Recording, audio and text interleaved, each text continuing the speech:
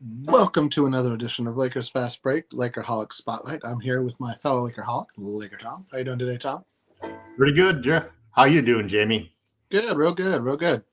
So I can see the chat. There we go. 7 a.m. here in Australia. Well, Jeremy, that's early. That's real early. Thanks for watching from Australia. G'day. G'day, as they say in Australia. Told, I've never been, but that's what I'm told they say. I'd like to go there someday. That was one of the. It's on my bucket list. Yeah, mine too. I mean, both Australia and New Zealand. Both of the same here. Pacific Southwest in general, I have not. Yeah, I never made it down there. I spent a lot of time in Asia, but I never really got down to that far south.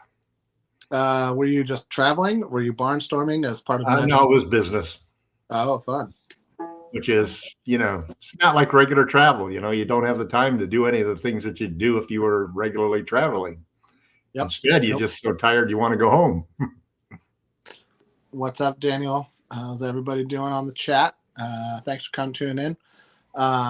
Lakers made a couple of moves this week, which are basically non-moves. We hire, I forget the guy's name. Harry Giles. Yeah, that's right, Giles. Third. He's actually he's actually the prototype player that I thought that they should go after, like at the start of the season. Right. But listen, it's better late than never. And he's a guy who can stretch the floor, so he's a guy that could take Christian Wood's minutes and hopefully maybe contribute. His problem is he can't stay healthy. Neither Christian Wood, so they're in the same boat. My folks are also going to the game tonight. I bought them Laker tickets for Christmas. Great. Sister and I pitched in and got them very nice seats. So, parents, you better enjoy the game tonight or get all that stuff. Girl Dad night. Oh yeah, yeah. I did not know that. No, I never had the pleasure of being a girl dad, but I got a double dose of being a girl granddad, and I'm sure they wouldn't deny you whatever girl dad swag they're passing. Oh, listen, it's even better because you can send them home at the end of the practice or whatever it is. The grandparent. No, it's which happens to remind you then of Kobe and Gigi and this whole thing of that amazing transformation of Kobe Bryant into a girl dad. I think he did probably as much for women's basketball as any NBA player has ever done. Probably he and Steph are tied, I would say. And Steph will have obviously a lot more. No, big game tonight. I mean, this is it. This is where the rubber meets the road, frankly. The best test we got left. Yep. I mean, does Boston? We don't play Boston again, do we? Right? No, but the 7-game gauntlet we've got is just pretty amazing. We have the Nuggets, the Thunder, the Kings, the Bucks, the Timberwolves, the Kings, and the Warriors. That's our next 7 games. Yeah, I know. It's brutal. I mean, those 7 games will take exactly 2 weeks. Yeah. And in 2 weeks, we will know probably. I mean, the Lakers have 3 choices. There's nobody below them at 10, so they can't really fall out of the play-in tournament. No. So they're either going to be the 2-game play-in tournament, the 1-game play-in tournament, or they'll make the top 6. It may come down to just the tanking teams and all of the people trying to avoid having to play the Lakers, right? Or the Warriors, the guys in the play-in tournament are very dangerous teams. The West is so packed. I mean, the Lakers keep winning, and we keep winning, and we slid down to 10th. I know. Well, it's like just because the Warriors played last night, and that's what's been happening. The Warriors win, we win. The Warriors win, we win. And then Monk went off. and won the game for the Kings. I mean, the Kings were slumping until then. They were like the only. You look at the standings, and I always go to the last 10 games. These guys are like 8-2, 7-3, 8-2, 7-3. Everybody's starting seriously, and this is where we'll come at some point. The Lakers will look back on the season and they will regret some of the homestand records they put together. Well, the math actually says that they probably won't because they're doomed to probably be the 7th or 8th seed or 7th or 8th finish At best. At a 7th seed. At best. 7th seed at best is my opinion. I mean, they would have to go 16-5 or 17-4 in the last 21 games to get into the top 6, unless one of those teams crumbles, Well, sure. That's the thing. Everybody is playing against everybody else. Yeah. And so there's probably going to be one team that's going to go through there 9-1, and there's probably going to be somebody else that's going to slide to 3-7. But you got to climb over so many bodies to get up there to the top 6.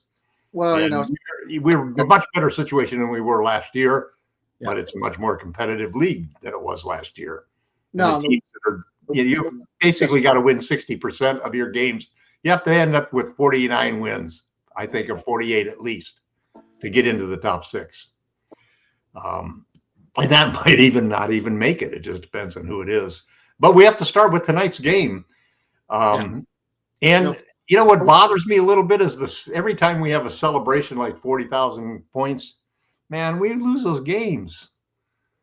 It's like the celebration is, enough, so you don't have to go out there and bust your butt and win the game. I think this game is big enough that the Lakers aren't going to do that, but it does bother me. I just don't like that superfluous, meaningless record that is, could be celebrated as a silver lining, or as the alternative to winning a game that we have to win. If we lose to them 7 times in a row, don't tell me that mojo is not going to hang over your head when you go into the playoffs and if you get far enough to meet them. So we got to do that. And then the other thing is D'Angelo Russell. Redemption tour, his rating, he should be singing Bob Marley from the time he gets up this morning until the game goes on. And he should be as aggressive as he could ever be. Don't defer to LeBron. Don't defer to AD. Don't defer to anybody. Go out there and prove that you can play better and can win a game for the Lakers against the world champions. I want to see that very badly. And then, AD, it comes down to the centers against centers, AD has played well, but Joker's outplayed him. It's that simple. Their superstars outplayed our superstars. And in fact, their superstars had the best 2 postseasons of any superstars in the history of the game.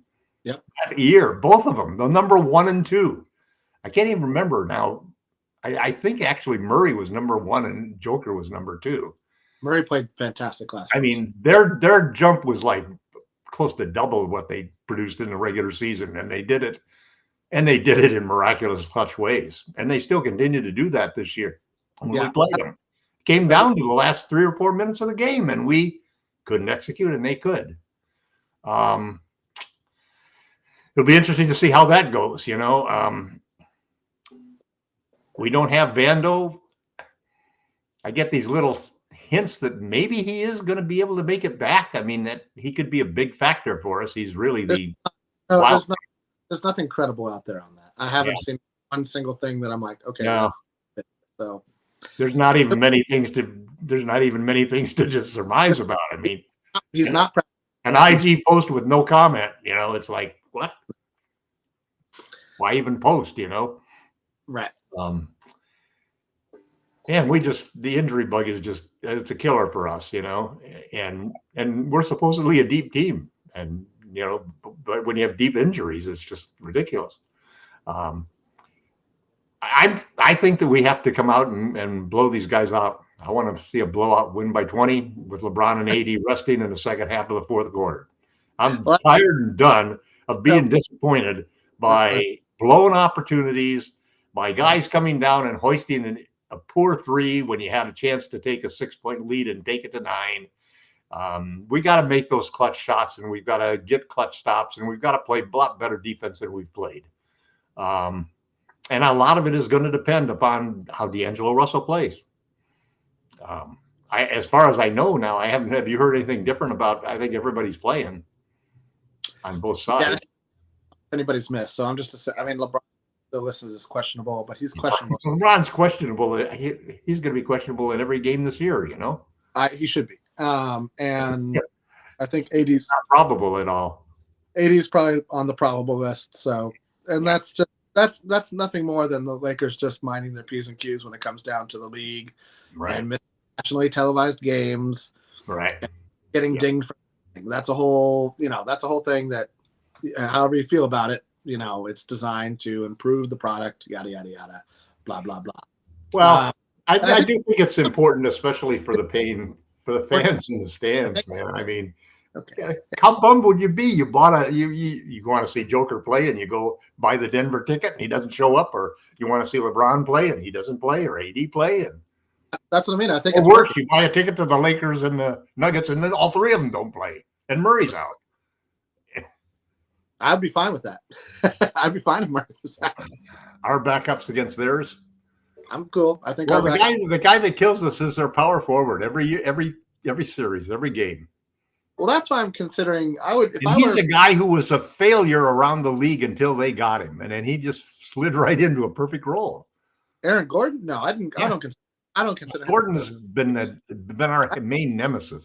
No, he was a good player in a bad team. That was his problem in Orlando. Well, he was okay. kind of a team, and trading him allowed them to rebuild properly as well. So that was a situation that needed. Boy, he was exactly the power forward that they needed because our centers can't handle him. No, he's mobile. He's fast. He's strong. He doesn't get he rebounds well. It's everything they need. A guy.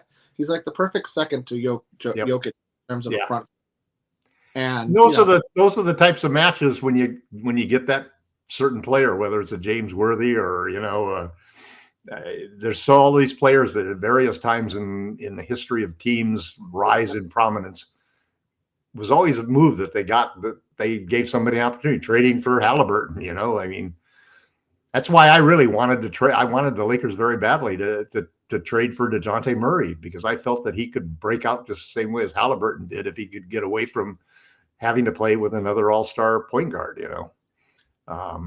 And I still hope this summer that we go after him rather than Trae Young.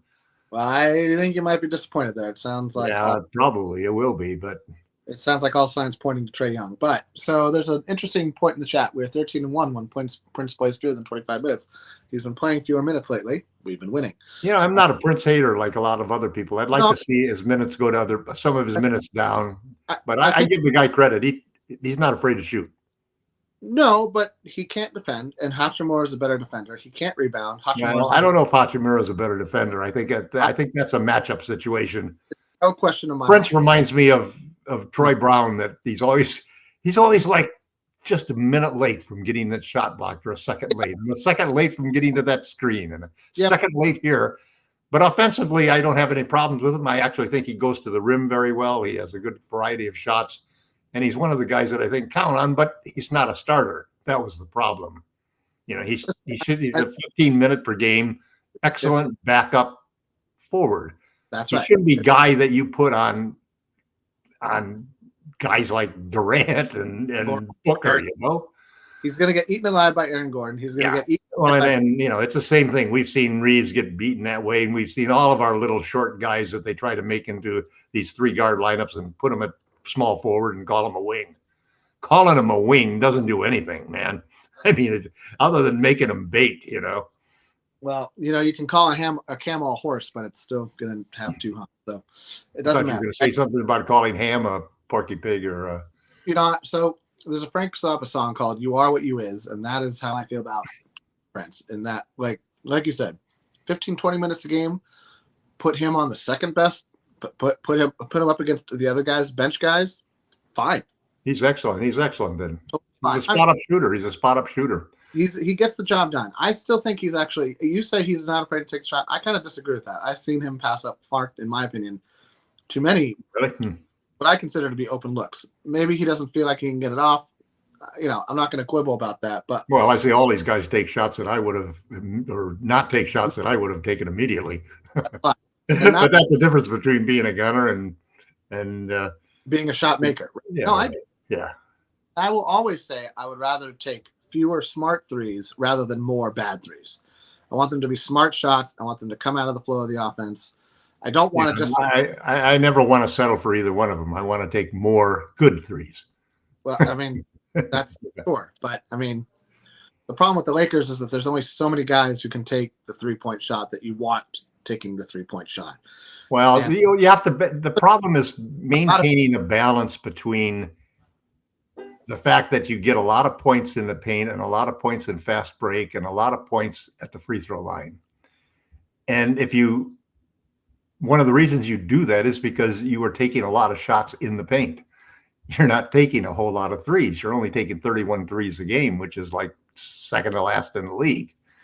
And how many threes you take has a definite relationship to how many you make. Because if you take 31, you're only going to make around 10, 11. Where sometimes we get up to 12 or 12 and a half, I think was where we were when I last looked, which is a big improvement. But we're up at about the middle of the pack in percentage, and we're shooting 40% from the corners. But the problem is when you look at 3-pointers made, we suck because we don't take enough shots. We finished like 29th in 3-pointers made, even though we're shooting in the middle of the pack, and even though we've dramatically improved in that area. And some of it is because there are other things we value that limit how many threes we take. When you have an option like Anthony Davis in the post, that's the first option. Yeah. That's that. And when you have, it's not like LeBron is a different story because LeBron's shooting 41%. He can fire away, as far as I'm concerned. Well, I don't have a problem with that. And actually, I love the strategy that they've been using of splitting him getting the switch on the center and letting LeBron pull the center out and then AD rebound underneath those 3-point shots. That's been an extremely, there's been a lot of talk about how the Lakers have been totally going out of not following plays, just playing it free, and a lot of that has been LeBron, just taking over at the top of the logo, basically saying, okay, I'm gonna run this game. And those are not set plays. Those are just it's up to LeBron to decide what to do, and it's working. I don't know whether he can do that all season. It's obvious that he's gone into playoff mode now. And I think it's our only chance, he's going to carry, I was hoping that we had reached the season where AD would finally take the throne from LeBron, and just grab that torch and take over as the number one player with the number one number of shots and the number one guy we could count on.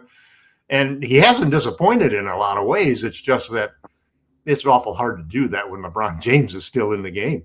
It becomes an impossible task, LeBron's making shots. You want LeBron to make. Yeah. You'd rather have LeBron with the ball than Reeves or D'Lo. I mean, it's not even a question. And rather have him with the ball than almost anybody in the league, Right. There's like passes that he's been making have been really. And so, but that's what I'm saying. Like LeBron's going to generally make a good decision, and it's generally either going to be he's going to make a shot that he feels like he can make. He's going to take it to the hole. Won't get the foul, but he'll take it to the hole, or he'll run a 2-man game, or he'll find the open man. And those are the shots you want. And so that's all within the flow of the offense. What I'm saying is like if I'm watching, unless D'Lo's hot, like I don't need to see him like taking early shot clock threes. Same with Reeves. And that's what I'm saying. Like there needs to, if the threes are the smart threes. Yeah. Well, it always comes down to, for example, the shot that I think that we should take every time is the wide open transition 3. Those are shots, man. Those are practice shots. Those are practice shots. You got to take those shots. Are you saying that in lieu of taking it all the way to the open lane? Oh, no, not anybody who's no. Listen, there was an interesting study that was just done recently comparing the 3-point shots, and they came up with an analysis that said that teams are really taking too many 3-point shots right now because what they're not factoring in is the amount of free throws that they're getting on the 2-point shots versus the amount of free throws they're getting on the 3-point shots. And when you balance those things out and look at the effective shooting percentage, when you factor in those free throws, the 2-point shot is still getting more points per possession than the 3-point shot. My point. And that all comes down to balancing things. There's a lot of factors in it in the heart of a game, of a momentum. 3-point shots can be killers. They can be momentum killers. They can totally change a game. They can extend a lead into unbeatable, or they can, if missed, ignite a break going the other way that'll kill you. It's a maker miss league still. No matter how you slice it, and the more threes you take, the more that becomes the game. My big problem with the Lakers is there's a limit to how many points you can make up by not taking a reasonable amount of threes. There are periods in time, and I don't think we're in that period now. I think we're getting close to 35 a game in the recent times. But there was a time when we were shooting, not even trying to make threes, and it just makes it so easy to defend a team when they become so singly dimensional, that they really don't give you enough threats so you feel comfortable, So I think that the Lakers, it's great that they've improved their shooting. I do think it's for real. I do think some of it is coming back to the norm because they had a bad start. And I also think it will sustain itself through the playoffs. And it's a good formula. LeBron taking more threes and less wear and tear is a perfect balance for this team. It's what they really needed. They couldn't have two guys not shooting threes with LeBron and AD. No, and LeBron, he's gonna take 7 to 10 of threes a game. It's probably good.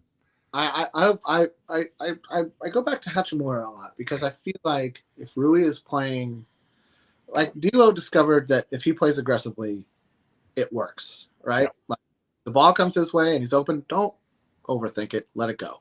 Yep. Get the ball and you see that there's a guy. It applies to Reeves too. It applies to all three. It applies to whoever plays with LeBron and AD, doesn't it? Rui still has a problem of like, it's not my turn, or I shouldn't take the shot. Right. On the floor. I don't know that three in the reverse layup that he made to cinch the game in the fourth. Clutch. Man. But I've also watched him turn those shots down, pass the ball to somebody, and that has to stop.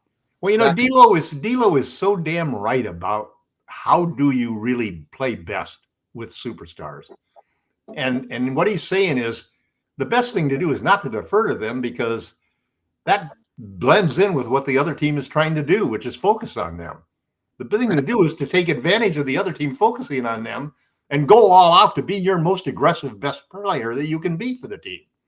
And when you do that, all of a sudden we had a third star that we've never had before. Now it's come back down to earth and he's not scoring as many points, but he's still doing the things that are really important by being aggressive and going out there. And it's helped on his defensive end. And I think this whole lesson, is something that Reeves, almost any role player, or basically any NBA player who's not a superstar, needs to understand that this is how you play best and how you really complement the superstars in this league, because it is a stars league, and they're gonna get the acclaim, they're gonna get the money, and they're gonna get the championships. Yeah. And if you want to ride along on that coattails and you want to be part of that situation, that's what you've got to embrace, fully embrace that. I have to just be the best version of myself to take advantage of the fact that I have two other guys that they're focusing on. And that gives me an opportunity to be better than I could be in almost any other situation. And if I can take advantage of that opportunity, I'll have a career year. And career years by role players are usually always one of the requirements for a team to win a championship. Right. It's true. That's a good point. And so to that, I think that everybody had hoped that Austin Reeves would have this career year this year, right? Like based on how he played down the stretch in the regular season last season, based on his play much throughout the playoffs, based on how he started the FIBA tournament, didn't finish it that way. And you could see in the FIBA tournament where the opposing coaches of the other countries figured out how to attack Reeves. Figured out how. And it affected his game. It affected his offensive game. And I don't know that he ever recovered from it because you still see him get picked on. I saw him. I mean, I thought there was a foul that could have been called on James Harden late when he kind of barreled into Reeves and back 12 feet. They didn't call it. And that's the problem, right? Is that he can't stand his ground and take that play without they're really getting knocked down. And if they don't call it, then you're down a man. But the thing that I don't like still about Reeves, and he can't control that, right? He's not the strongest guy. Work out, get stronger. He's still young. Got time to get bulkier. Fine. And you don't want him to bulk up, but like get a stronger core. What I have a problem with Reeves is when he searches for foul shots, like James Harden, just don't do it. Stop doing it. Stop drifting backwards, drifting side to side. They're not calling it anyway. He's not getting to the line a lot. He's not getting to the line. What was he averaging down the stretch last year? It was like 9 free throws a game. Right. The final 20 games. Yeah, I think that was such an outlier that it was probably a combination of the refs not being used to him and the other players not being used to him. Now they defend him better. The refs aren't calling it. He's treating it like a strategy. It's not a strategy. Or if it is, it's a bad one, and he needs to stop it. That doesn't bother me because I think that I see Austin as a smart kid, and I think that he's a lot more athletic than people realize, and he's a lot quicker off of the dribble than people realize. He's got a great handle. He's got a better handle than I think people give him credit for. I think that what he's got to understand is that it's an dribble every night. And I think he does. And here's what you do if you're Austin Reeves. If you're Austin Reeves, you understand what kind of player you are. I'm an offensive first player. I'm a player that's going to outscore the other guy at my position. Now, my problem is I play shooting guard. Man, and the other guys in those positions are pretty good. That's so I really have to perform well on offense to be better than Devin Booker or better than whoever these guys are that I'm going to be matched up across. And hopefully I got to take advantage of the fact that they aren't as good defensively, just like I'm not as good defensively. Their strength is offense, and so he's got to be able to prove that. And then I think he's done a great job because while he hasn't scored as much in the last couple of games, did you notice that he got 8 rebounds in one of them and 7 assists in the other?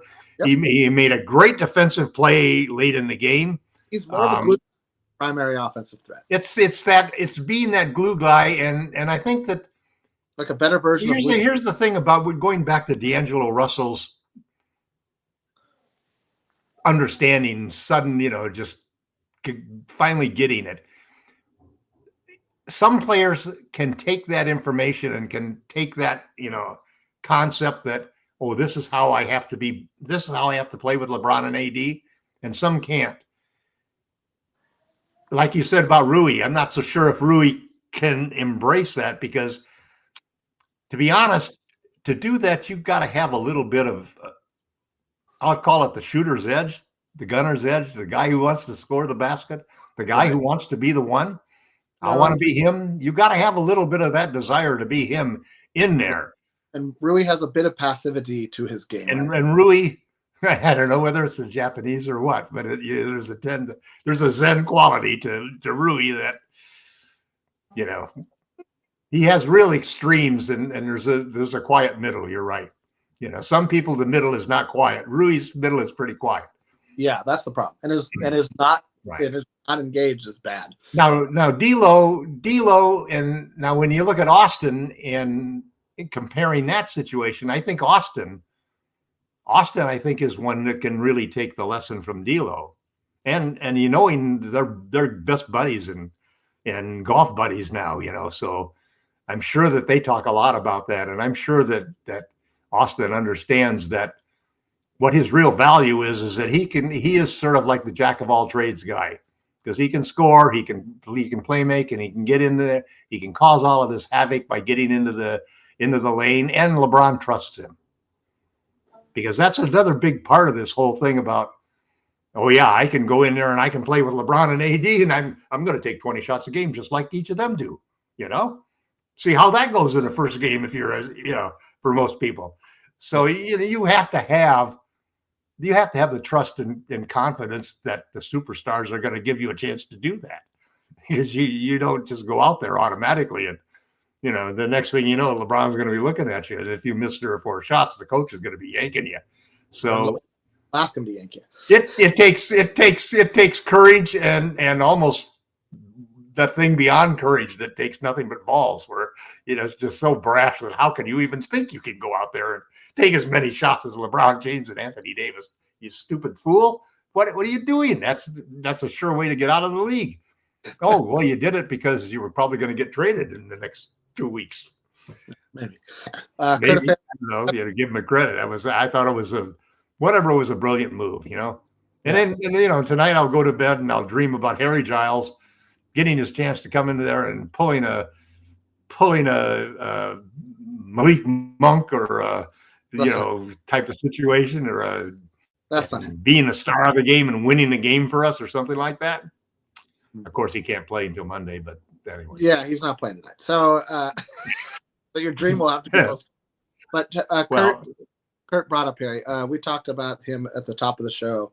Tom likened him to Christian, like a Christian Wood light, and I think that's probably appropriate. I don't see it as much of a, none of these guys are playing much. Ham doesn't play much. It's just that's where we're at. And I think Chris Wood is really playing well. If there's injuries, then it's a bad thing, obviously, because that means somebody's probably hurt that is better, and so that's the problem there. So I got a couple questions for you, Tom. One, do you see Hayes as having more or less of a role tonight because they might be able to put him on Jokic? I say might.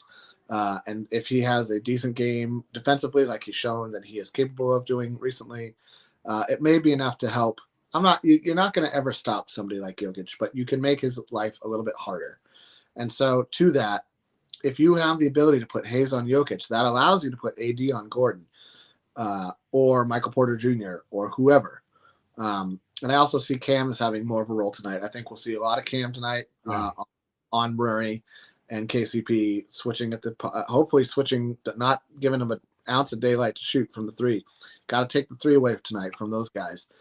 I would rather see KCP driving the ball to the hole.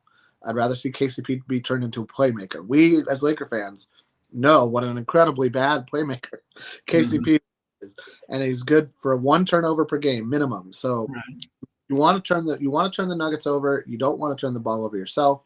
Taking care of the ball tonight is going to be clutch. And you just need to limit their offensive rebounding. So to that, and those are all weaknesses for the Lakers, in my opinion, especially the offensive rebounding part. We have seen the ability for this team to give up a lot of second chance points. So can't have that happen tonight. Need to take care of the ball. And what you really want, the stat that I think we really want to lead in tonight, more than obviously the final score, but other than the final score, if we can lead in number of field goals attempted, if we're over getting out in transition, we've been getting killed with the second chance points in the poor rebounding, and so if we can limit nothing is so debilitating to your defense than to struggle for 23 minutes and do a good job and then have a long rebound go right back to a guy, and it's every time they take a three after that, it almost always goes in. The percentage must be 70% or something. Like reverse Robert Horry karma. Like we're still paying for that. I know. It is. You brought up a good point, because I think that with all of the criticism that Darvin Ham has gotten in the season, and the struggles that we've had with injuries and how it's disrupted rotations and lineups, the thing that kind of still impresses me is that by the end of the year, we were seeing almost every single player on this team demonstrating the skills that we thought were why we got them. Chris Wood was all of a sudden doing well rebounding. He wasn't shooting the three well, but he's doing well rebounding, and he was playing excellent basketball. Jax had all of a sudden, from going not even playing at all, had all of a sudden come in and become the offensive rebounder that we needed, a guy who could come in there and really scramble around and pull down 5 or 6 offensive rebounds per game. That was terrific. And Christie came in and played very consistent basketball, hit his shots, nailed his threes when he had opportunities. It's been a little slow for Dinwiddie, but he's shown some value, and he gives us another playmaker, which we desperately need.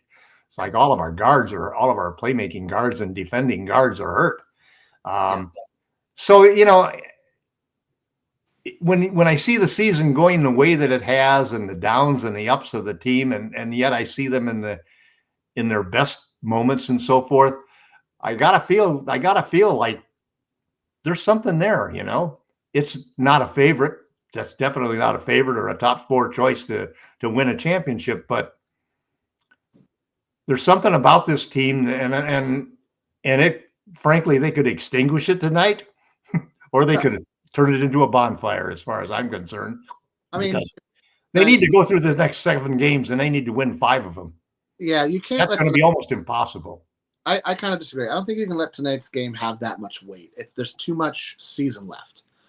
It would be great for both our playoff confidence and our record in general if we won tonight, obviously. But if you lose, I don't think it's the end of the world. I mean, maybe if you get blown out by 50 or whatever, then yeah, that's kind of the end of the world. Because that just means everybody knows it's not the end of the world. But I guess what I'm saying is, if you don't go into this goddamn game feeling like this is a must game, and you don't go in there with your full endorsement of doing everything you can to win the game, then that's the problem with this team. Yeah, I was going to say, isn't that been like the problem this whole season? That has been the problem with this team, that they don't go into the games like that. Now, listen, I said the silver lining of this 7-game gauntlet that we have to go through is that it basically makes us have to play every game hard, or we won't have a chance. I mean, there are no. What's your term for that? The drop games are the game that you're going to lose for sure. That trap game. There are no trap games here in the next 7. All 7 of these games are games that we got to win. Really, no trap games. No trap games, because we're not favored in any of them. No, that's true. I guess we're going to be the underdogs in every one of them. And if we lose tonight, man, we'll even be bigger underdogs when we play the Thunder on Monday. I mean, this is a valid point. I think that this narrative is, for me, old news. Yes, that's true. He wasn't even drafted. We're years removed from that now. If you're a starter on a professional sports team, there's going to be heat. That's the job. That's the job, man. So he wasn't drafted, and that's, if anything, I think is like a tip of the cap to he and his agent. He could have been drafted late in the second round. There were teams that were interested in him, and his agent did a good job scaring him off, saying like, "Don't sign Reeves. Don't pick Reeves. Don't do it. We're not going to be happy about it." And so, he doubled down on himself. Somebody thinks Reeves is overrated. No, they're saying Laker Nation is too hard on Reeves, and it's your starter, best team on planet Earth. Like, it's the job comes with heat, man. Like, there's no getting away from it. So that's just, it's in the job description. You will be judged unfairly by Laker fans because of history and the past accomplishments of other great players. Like that, there's just no getting away from it. But part of it is learning. Part of it is that's a testing ground. Reeves hadn't been tested before, and now all of a sudden they saw in FIBA. All of a sudden they saw, oh, there's the clue to how to get a little of the feistiness away from Austin Reeves on offense, is to attack him on defense. And then when you see a team spend an entire half isolating him every single time down the court, then all of a sudden you got to survive those, Austin. That's all there is to it. You got to take all of this crap that people are giving out, and you got to get tougher.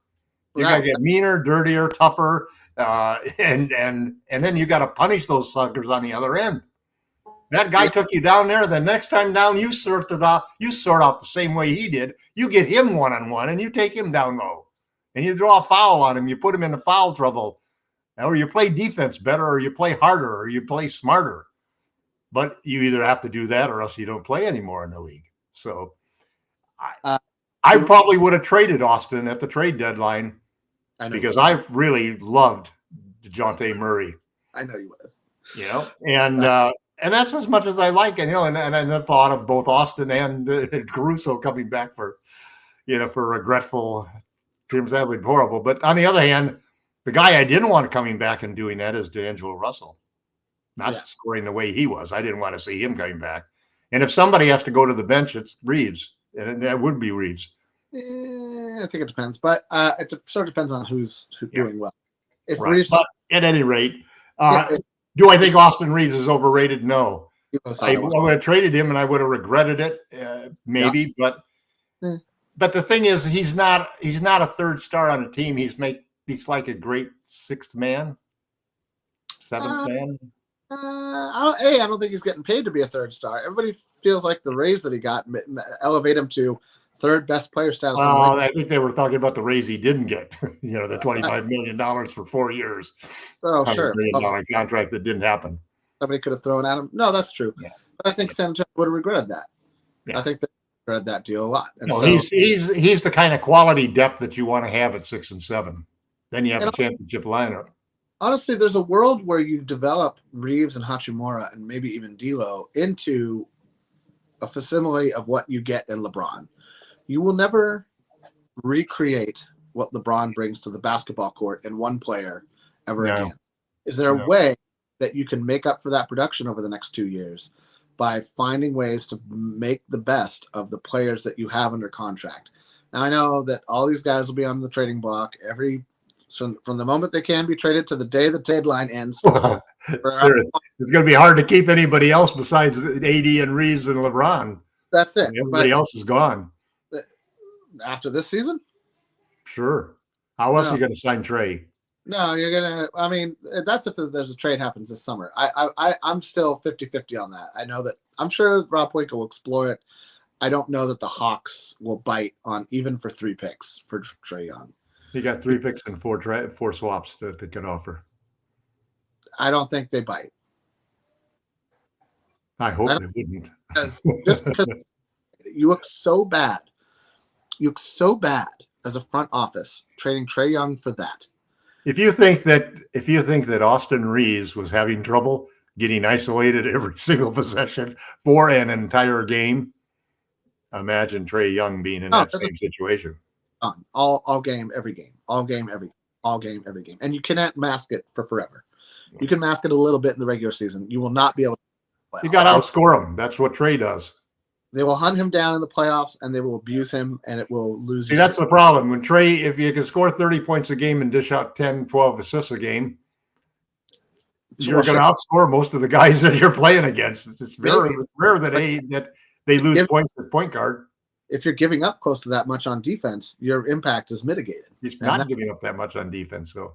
Trae Young is pretty close. That's probably why Atlanta's record hovers around 500 for his entire time. He's been a Hawk. True, but the other side of it is that if I were to go out, it's still a team game, and it's the other 4 guys you're playing with that could make the difference. He could be. I mean, the Lakers believe that Trae Young playing with Anthony Davis could be something special. I'm sure it could. I'm not trying to take anything away from Trae Young either, but that the limitations are there. He is not the two-way player that you could get in another player.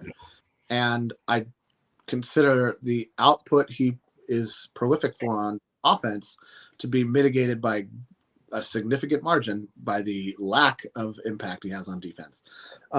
What's happening is that the salaries are going up so dramatically in the next couple of years that people are looking at his salary and now looking at even the guy from Chicago's salary. They're looking at those salaries and thinking they're not bad. They're actually going to be bargains in a couple of years. They're not going to be bargains, but they'll be more. No, but I mean, LeBron's next salary is $60 million. His next contract is going to have a salary in there for $60 million a year. He signs for that, we're done. People will have to be quiet about Luke Walton and his $16 million that they harped on for 4 years straight, because that will not matter. That will just be like, we won't have. I think he's going to keep his player option and sign a 2-year deal. I hope. We'll see. I hope it's for reasonable. And the goal is to play 3 more years with the Lakers. Nathaniel, we talked about. I've had your quote up here for a while because I wanted to address it. We talked about this earlier as well. I think we're both pretty confident that the Lakers will not make it into the playoff picture, that they will be a play-in team. It would take an extraordinary set 20% chance that they could do that, and it's probably somebody has to collapse completely. Yeah, and that's just maybe 2 teams. Yeah, I mean, a lot of people are happy about the. This is who I would rather the Lakers go for. If I would way rather the Lakers go for Donovan Mitchell over Trae Young. That's not even a question in my mind. I think that Cleveland would be in a position at that point, because he's on an expiring contract next season, and if he gives every indication that he intends to test free agency, why would you not explore a trade from him in the summer when you can probably get something that you can play with the entire season and decide how you want to move forward? And you could look at somebody like D'Lo and think, okay, there's a lead player, add Hachimura.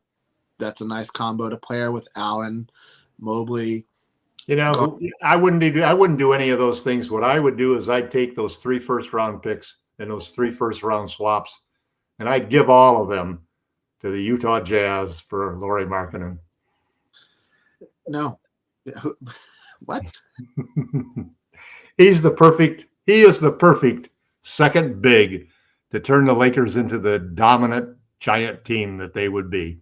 It's at this time that I would like to remind people that Laker Tom for 2 years straight had this pocket trade for Ben Simmons that I just have still not been able to fathom. For a guy, I was really disappointed that Clutch and Ben Simmons parted ways. I always thought that would be. Well, it's the allure of having another guy who's almost 7 feet who can guard all 5 positions defensively, and what you could do with that. He doesn't show up. Well, yeah, he's got some emotional problems right now, obviously, and physical problems with his back. He can't. Well, I think those may be mental problems too. He's like the Anthony Rendon. No, but listen, I'm not going to deny it. I love an out of the box deal for a talent that people. That's out of this world. Yeah. No, give me a Ben Simmons to see what we could do with him. I think that would be terrific. I think he'd be fabulous. Draymond Green, I'd love to see Draymond Green in the Lakers for the vet minimum. Although I'm not as big a Draymond fan as I used to be, just because of the recent shit going on with him. But the guy is such a difference maker on the basketball court because of how he plays. And so you get a chance to get a guy like that who's really a totally different situation. I love out of the box solutions. Everybody knows that.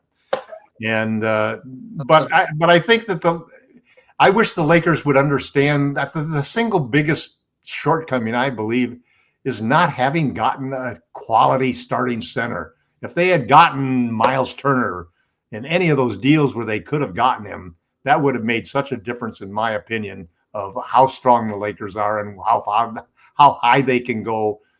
It elevates their floor so high and raises their ceiling almost to infinite levels to be able to have 48 minutes of shot blocking on the floor, to be able to have a second big in case Anthony gets hurt. The Lakers have been criminally guilty of not doing their job by what they've done with the center position in the last 4 years on this team. It's Pelinka's biggest embarrassment, and the son of a bitch doesn't seem to be thinking about doing anything to fix it at this point in time. I mean, you know me, I love a good center. There are few centers that fit the criteria that you're putting forth. Ben Simmons is certainly not one of them. No, Mark is. Ben Simmons was a point guard in my mind. He's a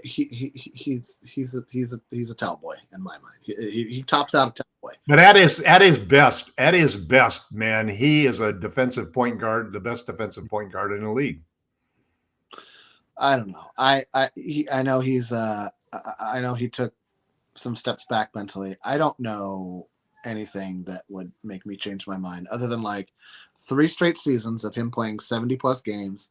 And it's not going to happen at this point. I mean, it's never going to happen.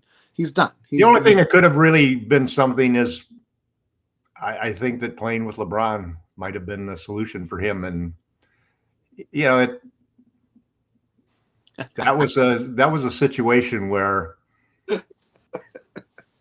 that people don't understand how it's almost as much as there are guys in this league, most players in this league, who have changed teams more often than they have changed agencies. Huh. And when you think about it from that standpoint, you start to understand why the clutch guys all seem to hang together, why they like to have other clutch guys on the team. It's an advantage. It's an advantage, let's say, the way that New York deals with the agency that handles a lot of their players, CSAA. They really understand that there's a benefit to having a second set of eyes as talent evaluators and having an inside opportunity to bring a player aboard. We got Anthony Davis because of clutch. And if we get Trae Young, it'll probably be because of clutch. There's something to that relationship. And the players, when you think about the fact that, these guys play for several teams, but They still have the same agent. They still go to the same parties. They still have the same fraternity, so to speak. And that's the modern NBA. Everybody likes to be like, oh, yeah, everybody's buddies at the end of the game. You don't see any of this refusing to shake hands. And I mean, not everybody. Obviously, Kyle Kuzma and Spencer Dinwiddie don't like each other, but right, for the most part, everybody's cordial at the very least. And that's how it was when I was a fan in the 80s and definitely not in the 90s. And so that's I didn't grow up with that kind of fandom either. No, but I think that's gone the same route as it's not the people aren't just fans of this team that's in their city anymore. It's more about the players, and the players have driven that, and the players and their agents recognize that and have smartly exploited that. And so that's so funny because I grew up being the other way. I was a team guy all the way except for basketball. And for some reason, I became a Wilt Chamberlain fan. And so I was a Warriors fan. Warriors were my first NBA basketball team. And then I became a Philadelphia 76er fan for years and that's how I first learned how to hate the Celtics. And then finally became a Laker fan when they traded for Wilt. And yet it surprises me when I see these people become Lakers fans because we traded for LeBron. LeBron fans turning into Laker fans. They just love LeBron. I even told my son, I said, boy, that's weird. And he looked at me and says, what are you talking about, Dad? You were a Warriors fan and then a 76ers fan and then a Lakers fan. Even when you grew up in Southern California, copying Jerry West's game and listening to Chick Hearn every game, I still was not a Lakers fan until they traded for Wilt. So this whole, you're right. The league is starting with MJ. They've turned that into solid gold marketing, man. Well, and it makes sense from an agent standpoint because then it doesn't matter what market your player goes to in some ways. It means a little bit. Would you rather your player end up in New York or LA? Of course. You want him to end up in, mostly I think smart agents understand that opportunity. I was so important. Yeah, but I was arguing with this on the Athletic chat a couple of days ago, where it was like somebody was like trying to insinuate that like the Lakers' location is like still like this huge factor. I'm like, it's all of that's been legislated out of the league with the new CBA. Well, no, I think that's a factor. Where would you listen? I mean, come on, man. Where do you live? I live in LA. That's not the point. Yeah, right. Yeah. Come on, Jamie. That's no. Would you rather live it? Have you lived where it snows? That's not the point from an agent's point. Have you lived in New York in January and February? No, my wife has talked me out of that. But man, I'm telling you, I did, because it's a difference. It's a difference. It's a small difference, but not when compared to this team can offer. They'll take the money over the difference, but it's a difference. That the money is now more equitable, and so the difference in location is not. Of course, it is. Sure, it is. The only point I'm making, and it's nothing more than that. But it's still something special to play for the Lakers. Sure, something special to play for the Celtics. And of history, yes, of course. The Warriors, it's a Laker than a Charlotte. Warriors are now a more valuable team than the Lakers. That shows you what winning the championships can do, Jeannie. Remember why the Lakers are so valuable. Remember why they're worth $8 billion. And if you don't spend money and you keep letting the Warriors and then maybe the Clippers with their new arena win championships, pretty soon you won't be just second. You'll be third or fourth or fifth or sixth or out of the top 10 in the most valuable franchises. And you can still clip your little coupons, you and your brothers, and realize that every time you give $1 million out, that means that 1/6 of $1 million less for each of you. But, you have a special stewardship, something that you own that you don't really own. You're only giving a trust to it. And this I disagree with. Screw it up. Everybody likes to dump on Jeannie for this, that, and the other thing. You know how many more championships she's won as an owner than Steve Ballmer has? Oh, Won. Yeah, Steve Ballmer, Ballmer. Genie won. So that's that. I don't care. Everybody likes to look at just one thing and be like, "Oh, look at this." But when you step back and look at there's some areas that I wish the Lakers spent more money on, and that's in the training staff, and the assistant coaches, and it really honestly ends there for me. I don't need them to go out and pay the most money for a coach. The Ballmers and the LeCobbs of the league will get a reckoning when they go over that second apron multiple times, and we'll see what that looks like in a year or two. The Lakers have always done it this way. Everybody likes to pin this on Genie. Dr. Buss ran the team this way. Yeah, but Dr. Buss was in an era where he had to gamble to make the Lakers be what they are. No, my big complaint with Genie. That's beside my the point. complaint with Genie is basically the sort of isolationist attitude she has toward the company. You can't say that it's a part of an era for the owner and not a part of an era for the player. So then if that's the case, then all things being equal, the Lakers have played the era exactly right every era they've been around. Is it Genie's fault? LeBron pulled his groin on Christmas Day, his first season as a Laker. And no, but I do think it's Genie's fault that there were a lot of smart moves and management moves made when the Warriors changed front office management. And when the Lakers basically, here's the difference. In the old days when the Lakers wanted to go out and get a coach and they went out, who did they go out and got? They got Phil Jackson. Is there any coach of that stature in the NBA today? There are some that have that stature. I mean, I would probably say that there's 2 or 3 guys that have that stature. There's best one, and his name is Steve Kerr. You're not getting Pop. Pop's not leaving. No, I wouldn't, and I wouldn't want Pop, but I might, I might have loved the guy from Toronto. I thought he's a great coach. I actually thought Snyder was a great coach. I really liked him a lot. Yeah, but but they're, in other words. But are you? But part of the problem that the Lakers have done is every time they make a move, it has to be somebody that has a Laker connection. Phil Jackson's level. Would you put Nick Nurse or Quinn Snyder on Phil Jackson's level? The answer should be no. No, I wouldn't put them on that level because they haven't had the right opportunity yet. Phil Jackson had 2 sweet opportunities, one called Michael Jordan and one called Kobe Bryant. So you can't separate those out. And in many ways, it's also the right time for Phil with both of those situations because he just happened to be the right coach to solve those problems for those 2 guys who could have been just gunners that never really became the superstars that they were. I think Phil had that much of an impact on both of them.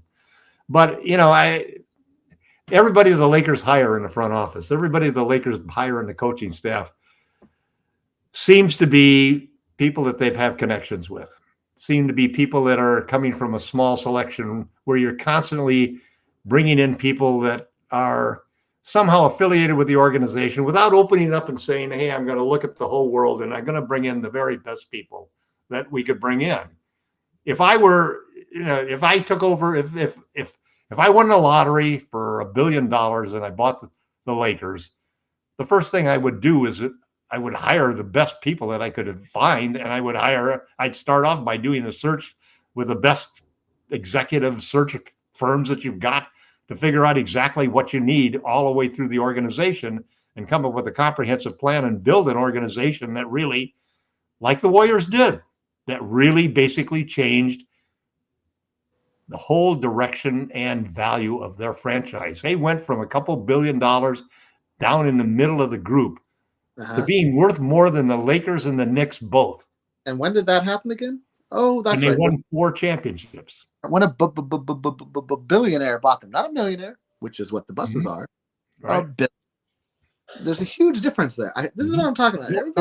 There is a huge difference there. I wasn't joking when I said that every time they give a raise, each one of those kids thinks, well, that's 1/6 of that was my money, That's right. And that's tough. But That's and I'm not asking that they go out and spend 200 million extra and end up, paying exorbitant luxury taxes. Yeah. But you don't let Alex Caruso walk.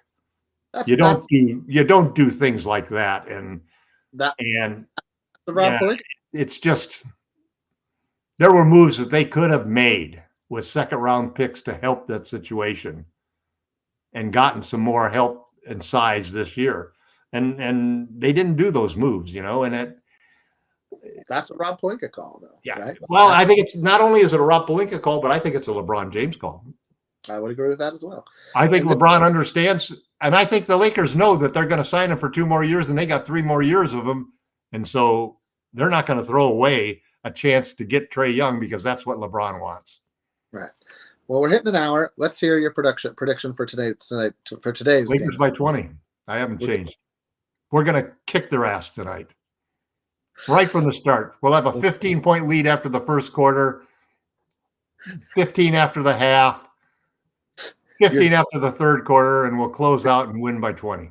Your glass just isn't half full, Tom. It overfloweth. It overfloweth with optimism. It's like listen, we are not going to lose the 7th game to these suckers. I don't think that's going to happen. I think James is going to have a great game. I think D'Lo is going to have a terrific game. AD is going to have a terrific game. Reeves is going to have a great game. And the biggest shots of the game will probably come from Taurean Prince. We're going to lose on a heartbreak 3 from Jokic. But I do think we're going to win. We're going to win tonight. No, actually, I would like for us to win because my folks are there. And it would be very nice for us to – 2 things. It would be nice for LeBron to, hit a historical accomplishment and we win. How many points does he need to get to 40,000? 9 points. That's it. So it's going to happen. It's going to happen in the first half. And 3 threes. 3 threes. Yeah, just take your first 3 threes, LeBron. Just go do that. I'd like that. That'd be sweet. Anyway. All right. Well, for Laker Tom, I'm Jamie Sweet. Thanks, everybody in the chat. Thank you, Gerald, and the entire Laker Fast Break family, Joe Soro, Stone Hansen, Nick, Daniel. I forget everybody's name, so I'm not going to even try. Gerald's way better at this. Just remember that the Podfather is the expert, and I'm just I'm like Vito or what's the brother who betrayed Michael Corleone? Fredo, not Fredo. Yeah, I'm Fredo, except I'm not going to kill you, Gerald. I'm not trying to get you blown up. I'm just not as good at this as you are. Well, anyway, enjoy the game tonight, Jamie. Lakers by 20. Yeah. We'll see. I think it's going to be a tough one, and hopefully, I'd love it if we won. So I'm going to leave it there. All right, everybody. Thanks a lot. Thank you. Best chat in basketball, and we'll see you on the flip side.